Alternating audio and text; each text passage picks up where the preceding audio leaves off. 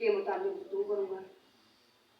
پیغمبر اسلام صلی اللہ علیہ وآلہ وسلم اسلامی اخلاق اور اقدار کو معاشرے میں نافذ کرنا چاہتے تھے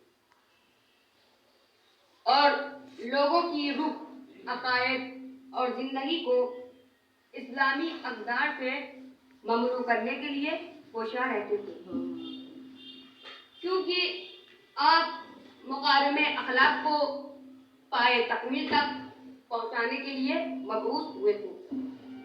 یہاں پیغمبر اکرم صلی اللہ علیہ وآلہ وسلم کے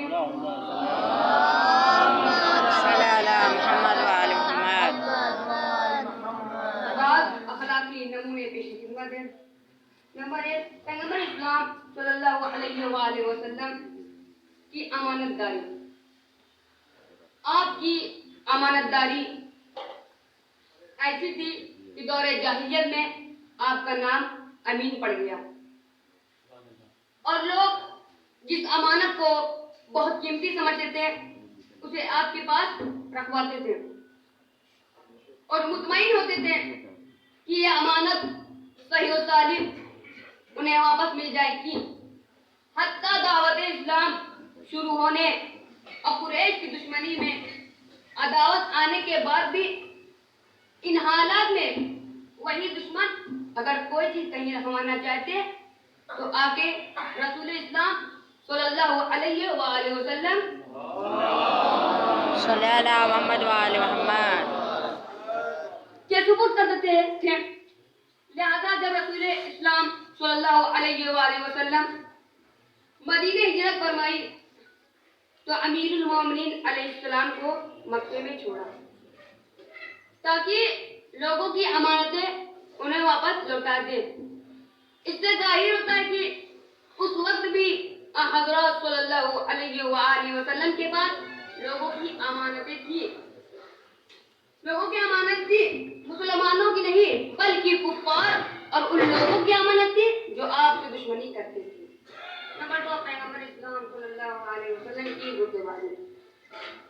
آپ کے اندر تحمل اور بردباری اتنی زیادہ تھی کہ جن باتوں سے سن کے دوسرے بےتاب ہو جاتے تھے ان باتوں سے آپ کے اندر بیتابی نہیں پیدا ہوتی تھی۔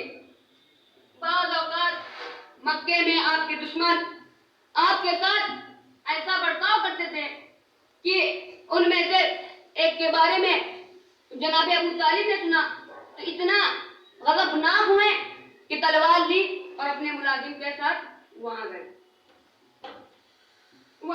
جہاں پیغمبر اسلام صلی اللہ علیہ وآلہ وسلم سے گستاخی ہوئی اور جتنے لوگوں نے گستاخی کی تھی ان سب سے وہی کام کیا اور کہا کہ تم میں سے جو اعتراض کرے گا اس کی گردن مار دوں گا۔ لیکن پیغمبر اسلام صلی اللہ علیہ وسلم اس گستاخی مردباری سے کام لیا۔ ایک بار ابو جہل سے آپ کی گفتگو ہوئی، ابو جہل نے آپ کی بڑی توہین کی، لیکن پیغمبر اسلام صبر سے کام لیا، خاموشی اختیار کی۔ کسی نے جا کے جناب حمزہ کو اطلاع دے دی کہ ابو جہل آپ کے بھتیجے کے ساتھ ایسا سلوک کیا، ایسا برتاؤ کیا۔ جناب حمزہ بیدار ہوئے، آپ گئے، کمان سے ابو جہل کے سر پہ اتنی زور سے مارا کہ ابو جہل کے سر سے خون نکلنے لگا۔ اس واقعے کے بعد آپ نے اسلام کا اعلان کیا۔ بعض اوقات مکے میں آپ کے بعض اوقات مسجد میں کچھ لوگ آتے ہیں اور پیر پھیلا کے کہتے ہیں کہ میرا ناخن کاٹ دیجیے، کیونکہ ناخن کاٹنے میں آپ کی مہارت ہے، لیکن پیغمبر نے اس گستاخی اور بے ادبی کو برداشت کرتے تھے۔ نمبر 3، اچھے اخلاق کی دعوت۔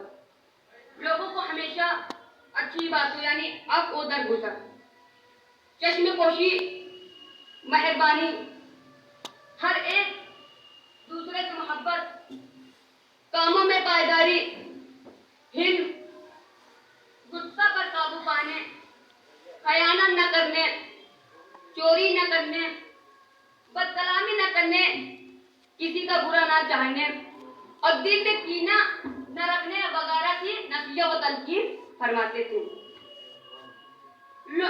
तलकीन फरमाते थे लोगों को इन बातों की हमेशा जरूरत रहती है। कोई ऐसा जमाना फर्ज नहीं किया जा सकता जब उन अच्छी बातों की जरूरत ना रहे।